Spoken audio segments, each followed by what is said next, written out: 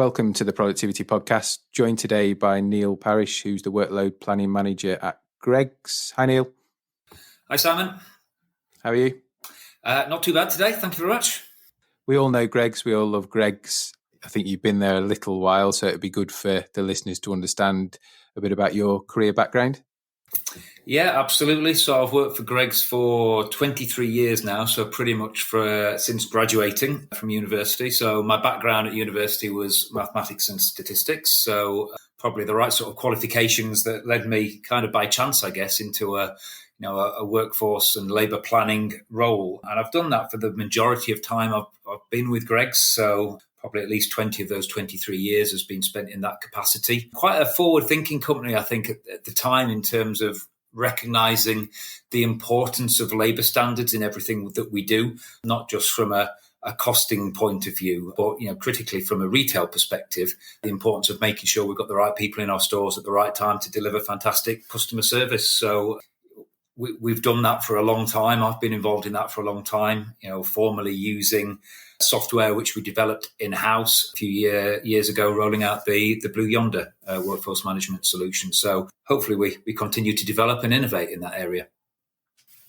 In your time, you must have seen some big expansion in Greggs, because there's seemingly lots more stores and there's different channels as well now. So Iceland sell Greggs branded frozen products. So there's been a real growth in the business in that 23 years you've been there, I'm sure.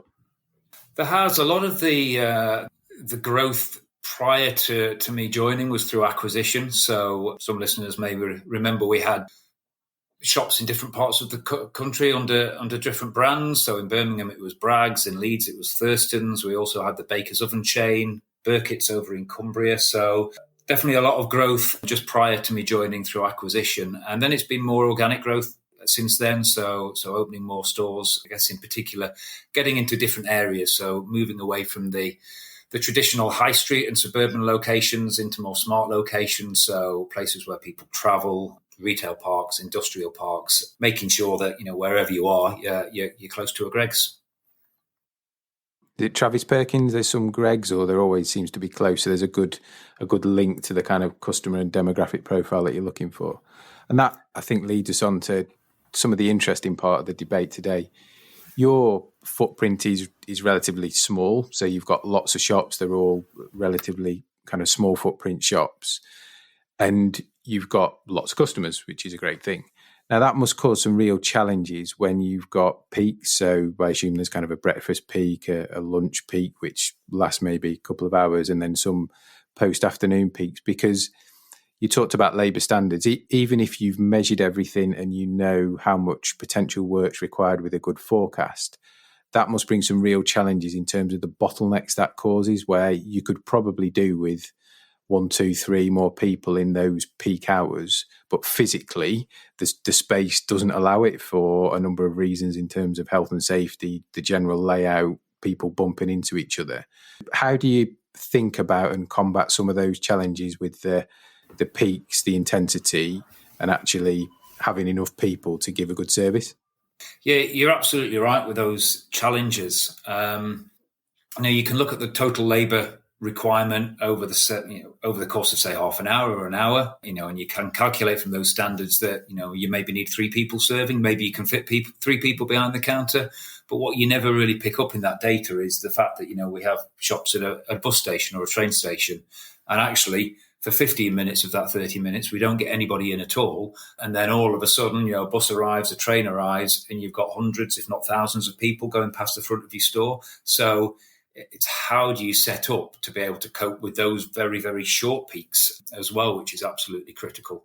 There's always going to be a limit. So if you can only get 3 people behind the counter, you can only get 3 people behind the counter. There's nothing that you can do about that. So where a lot of our focus has been over the last few years is actually using the data, but using the standards, but then looking at the layout of our shops and making sure how can we shave seconds off every transaction. And it doesn't sound like a lot, but 5 seconds can be a 10% saving on how long it takes to serve each customer.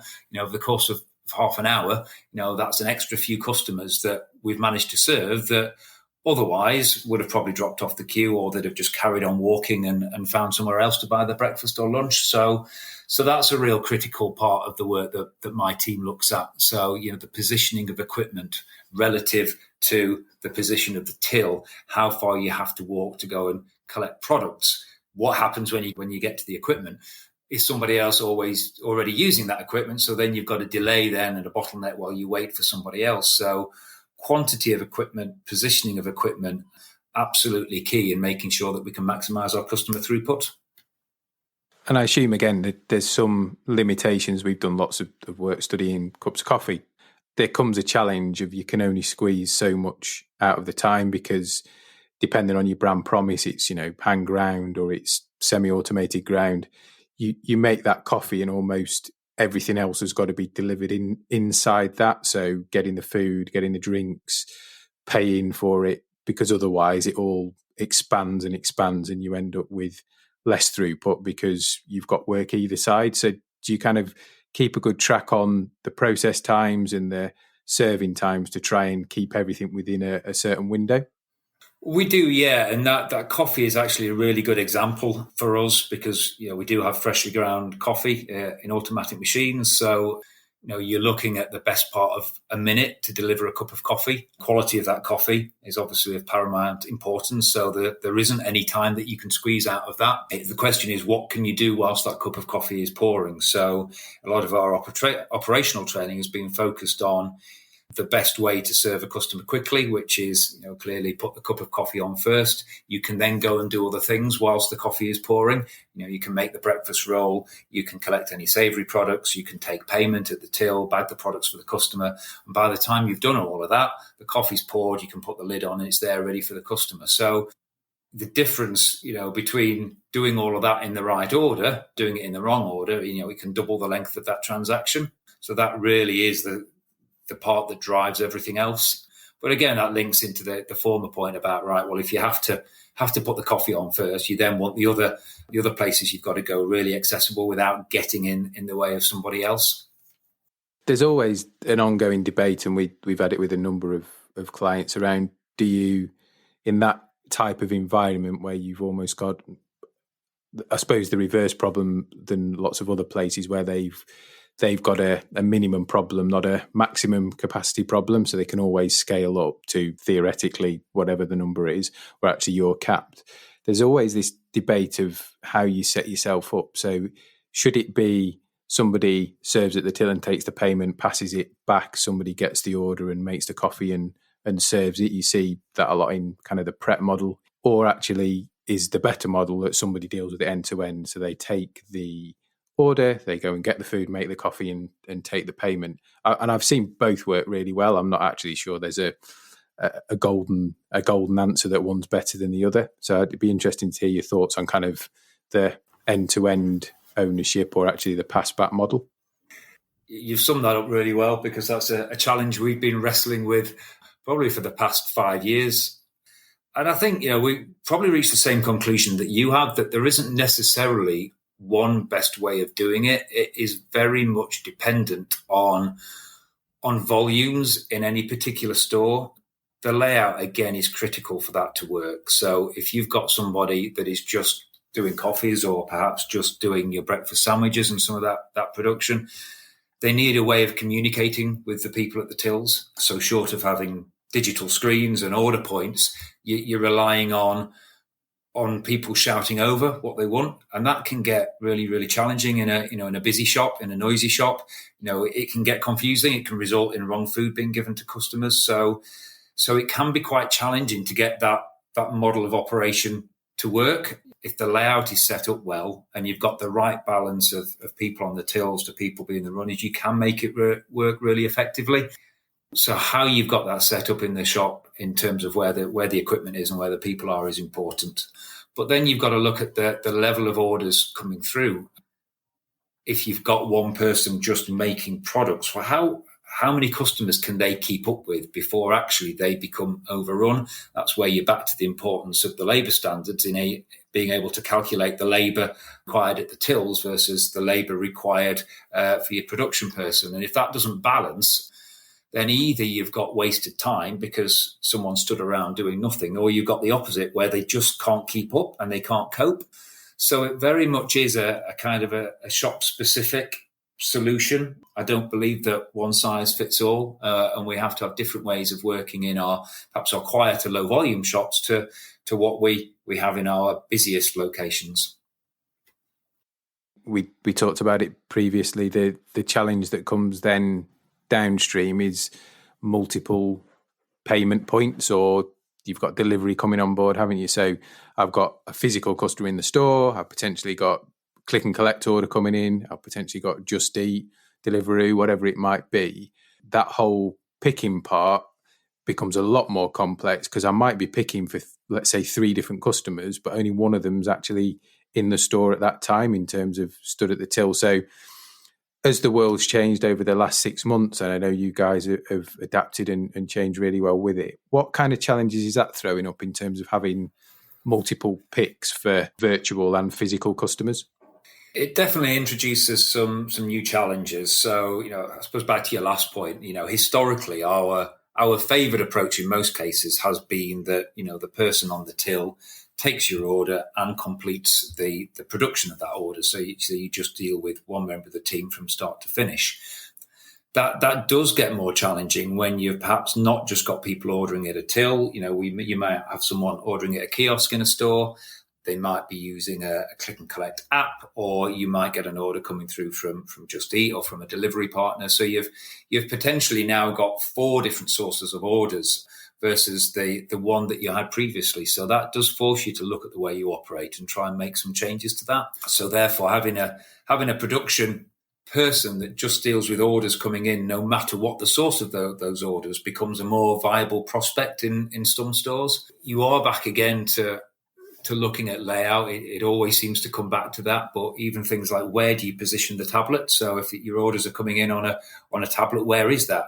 Does a team member have to keep running backwards and forwards to it each time it dings, or is it in the vicinity of the till? So if there aren't any digital orders coming through, actually you can continue to serve your walk-in customers.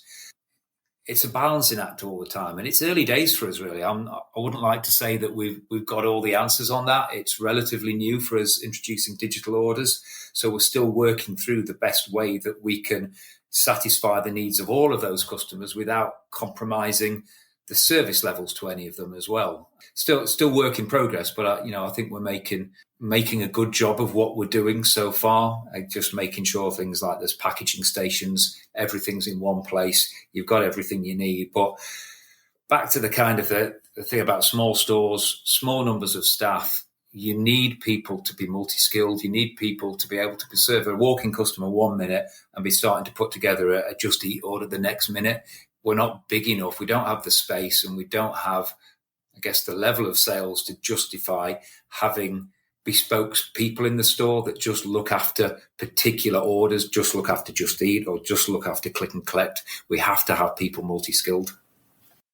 So I think from what you've said, and we've seen it in a couple of studies in other similar organisations, there's a level of decision making that the team have to make on site when they've got a Just Eat order comes in, a click and collect order comes in, and a physical customer stood in front of them, of how to prioritise it. I think that's always tricky when you've physically got somebody there, because they can see you doing other stuff, so you don't want them to feel like you're ignoring them. And I assume as tech evolves, we might get to a place where they get beeps on their watch, or there's a smarter way of keeping them in the loop. Whereas at the moment, as you say, it's kind of tablet based, a lot of these third party collection and delivery companies, and it comes in and there's a notification. So I think we're probably at the infancy of the tech, but it'd be interesting again to get your thoughts on how the teams make those decisions. And I'm sure they'll get it right most of the time, but as human nature, sometimes we get it wrong. It's always going to be the case, and I think you're right about the tech. It is in its infancy. For example, you might get a device dinging when an order comes in. It doesn't necessarily remind you again a few minutes before that order's ready. So you've got to be really organised to make sure you're on top of all the different orders when they need to be ready for, so that you haven't got people hanging around. Particularly at the moment, don't want people hanging around in the stores. It needs to be ready for them to pick up and they can leave really quickly. I think you can have all the technology in the world, but what I've seen when I've been out and about visiting our own stores is just some brilliant examples of teamwork. You speak to people and say, well, how do you make it work in here? And they'll say things like, we just communicate. We're a good team. We get on well. We talk all the time. We help each other out. There's no kind of approach of, well, that's not my job. Someone else looks after Just Eat, so I'm not going to get involved with that bit. They all work together really well. And you can imagine, we've got small teams in our shops. In many cases, they've worked together for years, if not decades. So they build up really, really close relationships. And I think that's really important in terms of delivering a great service. They all talk to one another and work well together. And I don't think any amount of technology is necessarily a substitute for that. Yeah, I echo that. Every time I go into a Greggs, the teams are always well engaged. They're always really good with customers. They know the regulars. And if you're not a regular, you get treated really well. So, yeah, hats off. It's a good service experience and consistent. I think that's the bit that you guys have got really nailed, is that consistency, which others struggle with. Yeah, I think you're right. It is difficult, isn't it? The more and more stores you've got, maintaining that consistency. Really good to hear that you've been having a good experience yourself when you visited our stores. I've even tried a vegan sausage roll for those listening, and it was very nice. Very nice. Good to hear. In terms of the future, world's a bit unsettled at the moment, but at some point it'll settle down, or we all just have to kind of get on with things because it won't stop turning. What things are in your mind, and what kind of challenges are you thinking about for the kind of next 12 to 18 months? Particularly from a labour planning point of view, I think probably the biggest challenges are around the things you've mentioned. So people moving towards different ways of ordering. We are really seeing some kind of good growth in that area, as obviously, you've got Deliveroo and Uber Eats and Just Eat. They're all relatively new and they're doing very well. So certainly that demand from customers to have food delivered is key, but obviously, again, puts pressure on the way that we work in stores. Social distancing is a big one at the moment, and, touch wood, hopefully, and, at some point in the not too distant future, some of those challenges go away, but we just don't know at the moment. We have to keep everybody safe. We have to keep our team members safe, and we have to keep our customers safe. And that puts challenges on as well. In the old world, people would absolutely be multi-skilled. There could be, serving a customer 1 minute and then taking a tray of savouries out the oven the next, and then doing something else in the shop. But it's less easy to have people doing different tasks with social distancing in place. So we've had to put different roles in place in our stores, and we've reconfigured the labour model to support that. So that puts some challenges on. It puts some challenges in terms of your labour cost, but it also puts challenges in place in terms of your capacity and how many customers you can actually serve and get through the door. Because you can't have as many people serving, you can't have as many tills on as we used to, because the tills are very close together and you've got people stood side by side if you do that. So yes, we have challenges, but we also, that brings with it new opportunities as well. So a lot of work over the past few months to say, how can we safely increase capacity in our stores? So that might mean some changes to the ways of working or to the way we lay out and configure the shops. But that's not redundant. So when we move out of the socially distant world, hopefully all these changes that we've put in place which enable us to improve capacity, enable us to accept orders from digital sources, that's all still valid. So it only puts us in a good stance moving forward.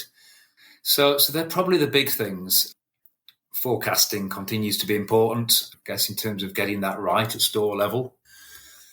And again, you can forecast quite easily walk-in trade, because with the exception of seasonal times and the build up to Christmas, it's pretty much the same week in, week out in the majority of our stores. It doesn't change that much. But when you're forecasting lower numbers of new types of orders, that's going to be more difficult to get right. Particularly with things like delivery, you get some very average sized orders, if you like, people buying 2, 3, 4 items. But we also see people will put some huge orders through. That's quite a difficult thing to plan and forecast for. So if you get one of those, it's how do you adapt to those sorts of things? So I think we'll continue to learn in these areas. That whole forecasting thing's the really interesting one, especially if you're using historic data, because there'll come a point when you get to lockdown and there's a big gap in the data in terms of year on year stuff. So that'll be interesting for the likes of yourselves and anybody who's got a big till throughput or volume throughput for kind of items in our production and routes to markets. That'll be really interesting. For me, yeah, all that delivery stuff, Just Eat stuff, it is brilliant. I think it's the first generation, and it'll be interesting to see what the second, third, and fourth generation are. Is it delivered by bots? Is it delivered by drones? All that kind of crazy stuff that'll come.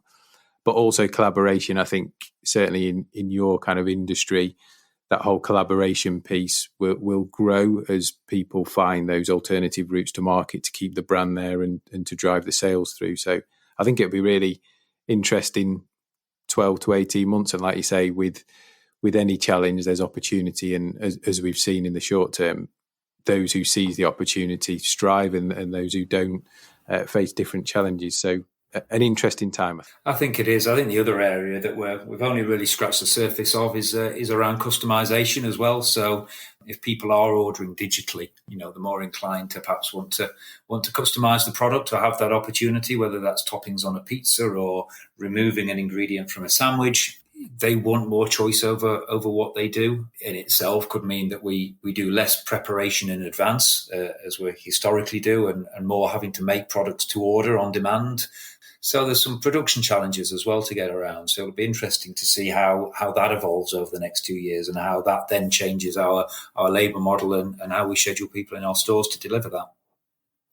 So you've almost got an infinite menu in terms of, I can have this choice with this, with X choice with Y product. Becomes great for the consumer, but like you say, difficult in all the other things we've talked about: forecasting, planning, production. Yeah, absolutely. Listen, I've really enjoyed the chat. I love Greggs anyway, so it's been a pleasure, and we've known each other for a while, and talked about some of this stuff offline before. So it's good to share it with others. Final question from me then. In terms of your career, what's the best bit of business advice you've ever been given? From a personal point of view, the area that I work in, and obviously others listening, presumably working, it's quite a niche area.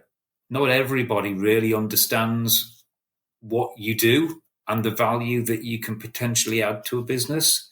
So from a personal career point of view, having a line manager or a mentor, someone that kind of understands what you can do and the value it can bring is really important. And I think that's where I've benefited the most in the past is having those relationships and having people that support you and champion you, and that's helped develop my career. So I think that's quite key. I can really associate with that, having kind of done a similar job to you in a large organisation before. You tend to be the dark art if you're not careful, yeah. or the go-to for lots of people who sometimes like the answer you give them and sometimes don't, depending on what the output is. But yeah, if people don't understand the value, they're probably missing a trick, because it's not all about cost saving. It's not all about detailed data. Sometimes it's about, is it the right thing to do, or actually does the data that you've got support the wider business benefits, or prove or even disprove an ROI at an early stage. So although there's a big emphasis on savings and driving revenue at the moment, sometimes there's some really key cost avoidance stuff that teams like yours in organisations can really help with as well, that sometimes gets overlooked. Yeah, I'd agree with that. But I think we're in a good place at Greggs. It's it's viewed with importance. Increasingly, the value is seen. And we've been lucky. We've been a growing business for many years, and the emphasis of, particularly in the retail side, the emphasis has always been on improving service and growing sales and not cutting costs. So a great place to be, and it makes your job very positive and rewarding when that's the case. Good to hear. Well, listen, Neil, it's been a pleasure as always to catch up, and let's stay in touch, and we'll speak soon. Excellent. Thanks, Simon. I've enjoyed that. Thanks very much.